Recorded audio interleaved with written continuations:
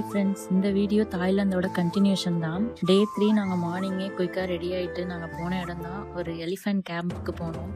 நாங்கள் போன நேரம் எலிஃபென்ட் ஷோ ஸ்டார்ட் ஆக இருந்துச்சு.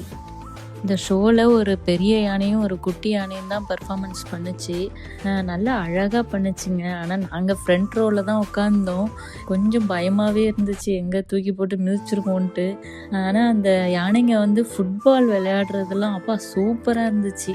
அதுவும் இல்லாமல் ஒவ்வொரு பர்ஃபார்மன்ஸுக்கும் அதுங்க தேங்க்ஸ் சொல்கிறதே அவ்வளோ அழகாக சொன்னிச்சிங்க. எல்லா பர்ஃபார்மன்ஸும் எல்லாமே பண்ணின பிறகு கடைசியில் நாங்கள் ஆல்ரெடி டிக்கெட் எடுத்து தான் உள்ளே வந்தோம்.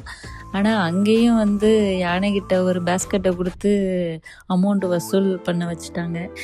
ஷோ முடிஞ்ச பிறகு லஞ்சு சாப்பிட்லான்னு ஒரு ஹோட்டல் போனோம். அங்கே போனால் நம்ம சொல்கிறது அவங்களுக்கு புரியல, அவங்க சொல்கிறது நமக்கு புரியல. டிரான்ஸ்லேட்டர் வச்சு தான் ஃபுட்டே ஆர்டர் பண்ணோம். ஃபுட்டு வந்த பிறகு பார்த்தா எல்லாமே வெஜிடபிள்ஸ் எல்லாமே பச்சையாகவே இருக்குது. ஏதோ செடியிலேருந்து பறிச்சுட்டு வந்து வச்ச மாதிரி பச்சையாகவே இருக்குது. என் ஹஸ்பண்ட் இதை ஹெல்த்தி ஃபுட்டுன்ட்டு அவர் சாப்பிட்டாரு. எனக்கும் என் பையனுக்கும் செட்டே ஆகலை. சரி ஏதோ சாப்பிட்டு வந்துட்டோம்.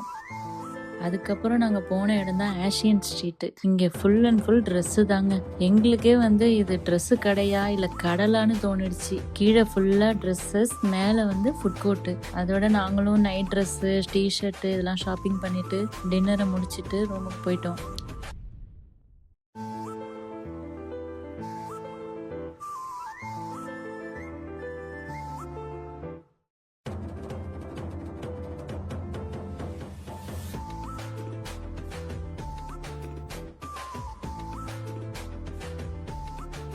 Thank you friends. Bye.